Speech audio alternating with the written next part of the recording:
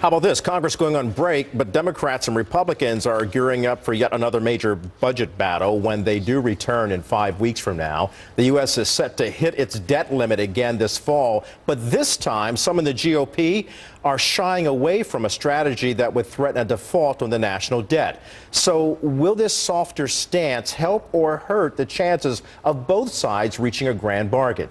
Joining us now is David Hawkings, senior editor for Roll Call. David, thanks for joining us this morning. I want to get right to this. Do we see that perhaps a grand bargain can take place?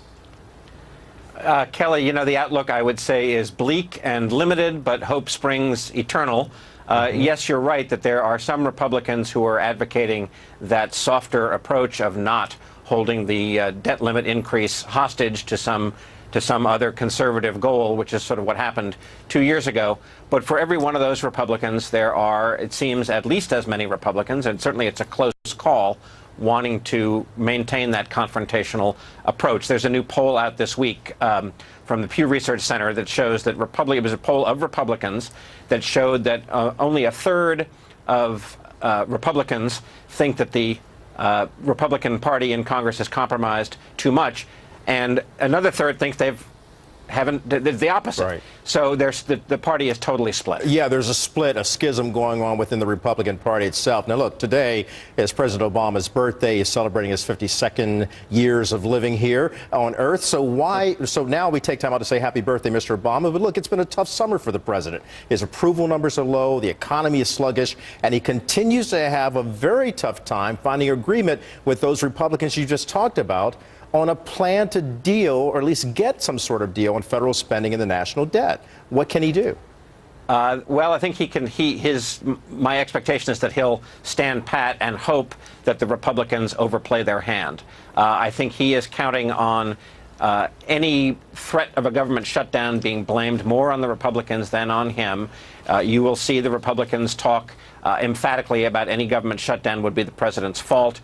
You'll hear some conservatives, Heritage Action, for example, the Heritage Foundation is coming out with this notion that the government should shut down unless the president is willing to defund Obamacare, and that unless he agrees to that, any government shutdown would be the president's fault. The Republicans are split, to go back to the whole split theme, totally split on whether to do that.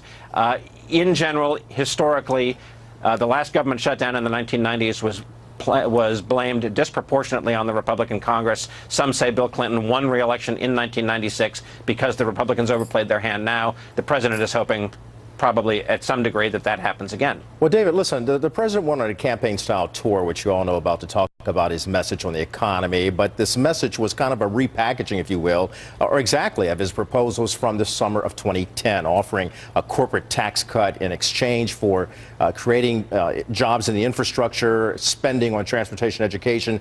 But most Republicans are still against the president's plan. Why? And what's the major sticking point? Well, one major sticking point is that the Republicans who do want to do a tax code overhaul want there to be both cuts in the corporate tax rate and the individual tax rate. So they're not going to buy a bargain that just involves corporate tax cuts and not individuals. The other reason is that they don't think that any money from a tax cut should be plowed back into federal spending to boost the economy on infrastructure and roads. So I think that's going to be a non-starter in the fall, and what will be the focus will instead be on trying to turn off the so-called sequester, those across-the-board spending cuts that have got Congress so flummoxed, and offset the cost, the money that would be saved from turning off the sequester with some cuts to entitlements. Medicare means testing, the notion that the elderly who are richer should pay more for their Medicare, and maybe changing the inflation rate on Social Security to hold down Social Security cost of living increases. That would save enough money to allow it to be spent on regular government operations instead of these across-the-board sequester cuts. You know, David, I hear you loud and clear, but that's a mouthful, and they should have stayed right here or right there in D.C. rather than taking that 5-week-long recess. Right, and the amazing thing, the amazing thing looking ahead is that when they come back a week after Labor Day, they're only supposed to be here for 2 weeks before the House is supposed to leave again. All right, I would predict that recess is going to be canceled. David Hawkins, we thank you. Got to go right now. Thank you so much, sir.